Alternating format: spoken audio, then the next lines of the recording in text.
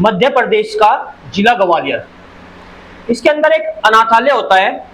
बात कर रहा हूं सन 2004 की। सन 2004 में डिप्टी रैंक के वन विभाग के डिप्टी रैंक के एक अफसर अपनी पत्नी के साथ में इस अनाथालय में जाते हैं और यहाँ के जुड़े हुए कुछ लोगों से और कुछ बच्चों से बात करना शुरू करते हैं। वो यहाँ समय बिता रहे थे, तभी वो जो वहाँ के अधिकारी होते हैं अनाथालय के, उनसे कहते हैं कि हमें एक बच्चा गोद लेना है, अडॉप्ट करना है। तो उसके बाद में वहाँ पे तभी एक लड़का आता है कुछ सामान लेकर, उस अधिकारी को देता है जो वहाँ के कार्यरत थे। उस अधिकारी की नजर पड़ती है, तभी वो डिप्टी रैंक के जो अफसर होते हैं उनसे कहता है कि देखिए श्रीमान, ये जो लड़का आया है ना अभी, ये पढ़ने में बहुत तेज है, देखने में भी ठीक ठाक है, सुंदर है, लेकिन पढ़ने में बहुत तेज है। अगर भगवान इसको मौका दे तो ये अपनी जिंदगी में कुछ ना कुछ ऐसा करके दिखाएगा कि सामने वाला हैरान हो जाएगा। ये पढ़ने में और हर काम में बहुत ही ज्यादा अच्छा है। उसकी पत्नी को भी वह बहुत अच्छा लगता है और सोने पे सुहागे की बात ये होती है कि जब डिप्टी रैंक के अफसर कहते हैं कि ठीक है, मैं इसको गोद लेने के लिए तैयार हूं, कागजी कार्रवाई पूरी होती है और वो लड़के को गोद लेके चले जाते हैं। धीरे धीरे परवरिश होती है। 21 साल बाद उसी लड़के को अदालत सजा सुनाती है और सजा सुनाती है सजाए मौत। ये लिखा जाता है कि जब तक प्राण ना निकल जाए तब तक इस लड़के को फांसी पर टांग कर रखो। आखिर क्या हुआ था ऐसा इस लड़के के साथ में, दोस्तों बात करेंगे आज इसी कहानी के ऊपर। नमस्कार दोस्तों, मैं अमर चौहान हाजिर हूं आपके सामने फिर कहानी लेके क्राइम की। आप भी, ये कहानियां आपको सिर्फ अलर्ट करने के लिए हैं, किसी को दुखी करने के लिए नहीं है। आप इन कहानियों को पूरा सुनेंगे तो अलर्ट रहेंगे और जिंदगी में किसी भी कहानी की आपको जरूरत पड़ सकती है। तो चलिए अब कहानी की ओर बढ़ते हैं।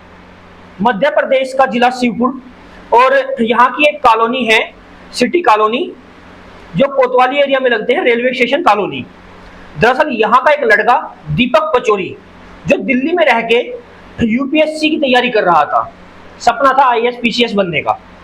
वो अपने पिता से वादा करता है और कहता है, पिताजी आप देख लेना, एक ना एक दिन मैं एक अच्छी पोस्ट हासिल कर लूंगा, आईपीएस नहीं तो कम से कम कलेक्टर तो मैं बन के दिखाऊंगा। और वो इस बात को यूं ही नहीं कहता दोस्तों, 10th और 12th में उसके 90% से ऊपर उसके मार्क्स आए थे और उसने बहुत ही अच्छे नंबरों से 12th पास की थी और सपने भी बहुत अच्छे थे। कुछ समय बाद उनके जो पिताजी हैं लड़के के, वो रिटायर हो जाते हैं और समय बीतता है। ये लड़का दिल्ली में पढ़ाई कर रहा था, दिल्ली में रह के। इसी बीच इसके जो पिता होते हैं उनकी डेथ हो जाती है। पिताजी के नाम एक छोटी सी इंश्योरेंस की वो थी, इंश्योरेंस था पिताजी का, 16,58,000 के आसपास का था, 58-60,000 के आसपास का उनका इंश्योरेंस था, जिसमें नॉमिनी इस लड़के को बनाया था दीपक पिचौरी को। तो दीपक नॉमिनी है तो उसको सारे पैसे मिलते हैं और वो दिल्ली में रह के 2 लाख रुपए तो सब अपने खर्च के ऊपर करता है, शौक के ऊपर कि मुझे ये खरीदना है, मुझे ये चाहिए, वो चाहिए, उसमें खर्च कर देता है। उसके बाद लड़का दिमाग से काफी शार्प था, तो सोचता है क्यों ना मैं इन पैसों को कहीं ऑनलाइन, जैसे म्यूचुअल फंड है, बहुत सारी चीजें होती हैं ऐसे, तो उनमें लगाऊं, जल्दी ये डबल हो जाएंगे, फिर उससे 4 गुना हो जाएंगे और मैं पैसे वाला बन जाऊंगा। उसमें ये सारे पैसे लगा देता है और धीरे धीरे समय बीतता है तो ये सारे पैसे इसने जो लगाए थे वो डूब जाते हैं। अब पैसे डूब जाते हैं, कुछ थोड़े बहुत पैसे बचते भी हैं क्योंकि नुकसान काफी बड़ा हुआ था। उस नुकसान के चक्कर में आके ये दिल्ली में रह के नशा करना शुरू कर देता है। नशा शुरू करता है, नशे के साथ में ऐसी कौन सी बुरी आदत नहीं थी जो इस लड़के ने नहीं पाल ली थी। नशा हुआ या फिर और भी कुछ बुरी आदतें हुई, सारी आदतें इसने पाल ली थी। अब बुरी आदतों के कारण जो पैसा इसके पास बच गया था थोड़ा बहुत, वो भी धीरे धीरे समाप्त होने लगता है। अब ये 5 मई 2024 को वापस घर लौटता है अपनी माँ के पास। इनकी माताजी की उम्र लगभग 68 साल के आसपास थी। तो घर लौटने के बाद में ये उनसे बातचीत करता है और कहता है कि मुझे पैसे की जरूरत है। पैसे की जरूरत है तो उसके बाद में ये माता, जो इसकी माता होती है, वो इसे मना कर देती है कि नहीं, मैं पैसे नहीं दूंगी। इसी बीच में एक दिन सुबह का समय था, इसकी माँ नहा धो के मंदिर जाती है और उसके बाद वो वापस नहीं लौटती। समय बीतने लगता है, आसपास के लोगों से पूछता है मेरी माँ आई है क्या, मेरी माँ आई है क्या, अपनी माँ के बारे में सभी से पूछताछ करता है, चचेरे भाई से, मामा से, सबके यहाँ फोन लगाता है, मम्मी आई है क्या, माता जी आई है क्या, कहीं कुछ पता नहीं चलता। इसके मामा जी से आश्वासन भी देते हैं, बेटा चिंता मत करो, आ जाएंगी, कहीं गई होंगी। रात बीत जाती है और पूरा दिन बीतने के बाद 6 जुलाई का समय आता है, सॉरी 6 मई का समय आता है। 6 तारीख को भी उसको ढूंढता है मामा के साथ में इधर उधर। 7 तारीख का समय आता है। 7 तारीख को ये सब लोग इकट्ठे होके और आसपास के घरों में, गांव में ढूंढना शुरू करते हैं। कहीं भी आखिरकार माँ का कोई पता नहीं चलता। दीपक की जो मदर थी, कोई पता नहीं चलता। तो उसके बाद में 8 तारीख आ जाती है। 8 तारीख को इसका चचेरा भाई संजय और मामा अशोक ये कोतवाली पहुंचते हैं साथ में दीपक को लेके, और वहां जाके दीपक रोते हुए सारा वारदात बताता है।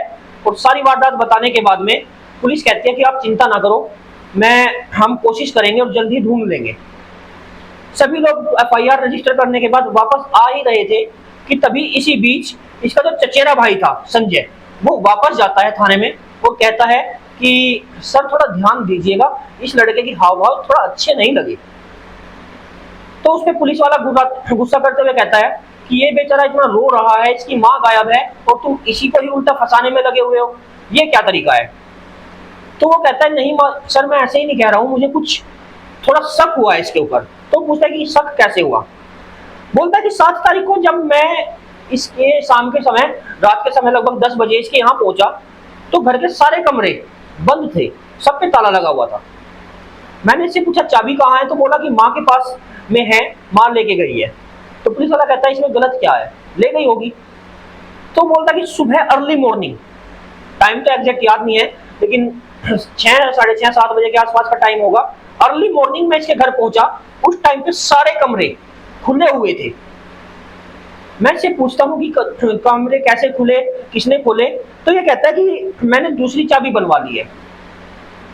आखिर रात में चाबी किसने बना दिया, रात को कोई मजदूरी चाबी तो नहीं बनाएगा। तो कहते हैं ठीक है तुम जाओ, हम कोशिश करते हैं और पूछते हैं, अपने तरीके से पूछताछ करेंगे। उसके बाद में पुलिस वापस इसको बुला लेती है दीपक को और पूछताछ के लिए कहते हैं कि कुछ काम है, आप वापस आइए। और ये वापस जाता है और बैठ के पूछताछ शुरू करते हैं। जब पूछताछ शुरू करते हैं तो ये बीच में हॉस्पिटल का भी बोलता है कि शायद हॉस्पिटल गई होंगी, मैं भी उनको ढूंढने हॉस्पिटल गया था। तो पुलिस वाले कहते हैं जब तुम हॉस्पिटल गए थे तो कैमरे में भी आए होंगे। तो बोला नहीं, मैं बाहर से ही वापस लौट आया था।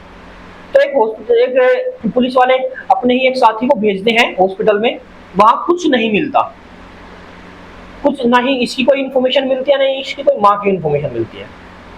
फिर धीरे धीरे पुलिस अपनी तरीके से सख्ती से पूछताछ शुरू करती है इस लड़के से। तब ये कहानी बताना शुरू करता है और इसने जो कहानी बताई उसको सुन के सब के सब जो पुलिस में थे वो सब के सब जो सुन रहे थे कहानी को हैरान हो गए। इसको अनाथ आश्रम से लेके आए थे, ये तो मैं पहले बता चुका हूँ। अब आगे की कहानी शुरू करता हूँ। तो माँ नहाई धोई जरूर थी, लेकिन नहा धो के वो मंदिर नहीं गई थी। सुबह जिस सुबह ये बता रहा है कि नहा धो के मंदिर गई और गायब हो गई, वो मंदिर नहीं गई, वो ऊपर जाके तुलसी के पेड़ में पानी देने के लिए गई थी। लेकिन वो जैसे ही सीढ़ी या चढ़ रही थी, सॉरी उतर रही थी, तो ये पीछे से उसकी कमर में ऊपर छत पे खड़ा था, लात मारता है और वो नीचे गिरते हुई लुढ़कती हुई आती है और उस समय उनका निधन हो जाता है। लेकिन इसका इतने से ही नहीं होता, ये उसी की साड़ी से गला भी दबाता है ताकि कंफर्म हो जाए कि उनकी डेथ हो चुकी है। तो पुलिस वाले से पूछते हैं तुमने डेथ क्यों किया, तभी आगे की कहानी बताता है। कहता है कि मैं अपनी माँ से, मेरे पैसे खत्म हो चुके थे, जैसे मैं पहले कहानी में बताया, पैसे खत्म हो चुके थे तो मैं वापस आके अपनी माँ से पैसे मांगता था। उनके पास करीबन 2 लाख रुपए नकदी थी, 8 लाख रुपए के जेवर थे और करीब 20-21 लाख के आसपास में, 15-20 लाख के आसपास में उनकी एफडी थी। तो मैं उनको कहता था कि तुम्हारे पास इतने सारे जेवर हैं, इतने गहने हैं, इतनी एफडी है, आप मुझे कुछ पैसा दे देंगी तो क्या हो जाएगा। तब माँ हमेशा कहती थी कि अगर मैंने तुम्हें पैसे दिए तो तुम उसको भी बर्बाद कर दोगे अपने नशे की लत में, और उसके बाद में इसलिए मैं तुम्हें पैसे नहीं दूंगी। हाँ, तुम्हें पढ़ाई में या फिर तुम्हें रहने के लिए जो तुम्हारा हॉस्टल है, हॉस्टल के लिए, या फिर तुम्हें मेडिकल ट्रीटमेंट के लिए, इन चीजों के लिए पैसे चाहिए तो मैं देने के लिए तैयार हूं, लेकिन अगर तुम्हें पर्सनल यूज के लिए पैसे चाहिए तो मैं नहीं दूंगी। इस बात से गुस्सा होकर मैंने उनको लात मारी और वो नीचे गिर गई, और वहीं पर उनका गला दबा के मैंने उनको मार दिया। उसके बाद में पुलिस वाले कहते हैं बॉडी कहाँ है, तो कहता है कि घर में बहुत ज्यादा खून बह रहा था, तो इसलिए मैं उनको बाथरूम में लेके गया और बाथरूम में दीवार ईंट मंगवा लेके आया थोड़ी सी, और थोड़ी सी डस्ट वस्ट और जो भी चिन्हने के लिए जरूरी होती है वो सब सामान लेके आया, और बाथरूम में ही साइड में मैंने उनको चिन्ह दिया है, और चिन्हने के बाद में मैं उनको वहां पे छोड़ के तब अपनी माँ को ढूंढना शुरू किया। पुलिस वाले जाते हैं और जो दीवार उसने बताई थी वो हटाई जाती है, तो पता चलता है वाकई में वहां पे एक औरत की लाश थी जो कि उसकी माँ थी, लड़के की, दीपक की। तब ये कोर्ट में हमें मामला जाता है और कोर्ट में इसको सजा सुनाई जाती है, सजाए मौत। वकील आपस में जिरह कर रहे थे, बात कर रहे थे, तो उसमें जज साहब कहते हैं कि देखो ये आम मामला नहीं है, सबसे पहले इसको अनाथ आश्रम से लेके आए ताकि इसकी जिंदगी अच्छी हो सके और उन्हें बेटे का सुख मिल सके। तो ना तो उन्हें बेटे का सुख मिला और इसकी जिंदगी अच्छी हुई, तो इसने नशे में डुबोई, और नशे में डुबोने के बाद में अपनी माँ का मर्डर किया, उस माँ का जो इसे एक अनाथ आश्रम से उठा के लेके आई है। चलो ठीक है, जन्म देती है, पैदा करती है, परवरिश करती है, सभी माँ करती है, लेकिन वो माँ परवरिश तो की ही, लेकिन उसके साथ में से अपने घर का सदस्य बनाया एक अनाथ आश्रम से लेके। इसको उसका एहसानमंद होना चाहिए था, और इसने इसका मर्डर कर दिया। इसलिए समाज को एक गलत मैसेज जाएगा अगर हमने इसको सजाए मौत नहीं दी, उम्र कैद या कोई अन्य सजा दी। तो इसलिए हम इसको सजाए मौत सुनाते हैं, जब तक तो इसके प्राण ना निकल जाए तब तक इसको टांग के रखा जाए फांसी के फंदे पर, hanging to till death. Spelling बहुत अच्छी नहीं है मेरी इंग्लिश, तो एडजस्ट कर लेना। तो ये थी आज की कहानी, एक अनाथ आश्रम से लेके आए और उसने ही ऐसी घटना को अंजाम दिया, सिर्फ किस लिए कि जो हम नशा कर रहे हैं उसके लिए हमें पैसा मिल जाए। दोस्तों, आपका क्या ओपिनियन है जरूर बताइएगा, आपके ओपिनियन हमारे लिए बहुत खास होते हैं, इसलिए कृपया करके आपका जो भी ओपिनियन हो कमेंट करके जाइएगा। आखिर में आपसे जरूर कहूंगा चैनल को लाइक सब्सक्राइब जरूर कर दें। आपकी पूरी वीडियो देखने के लिए आपका बहुत बहुत धन्यवाद।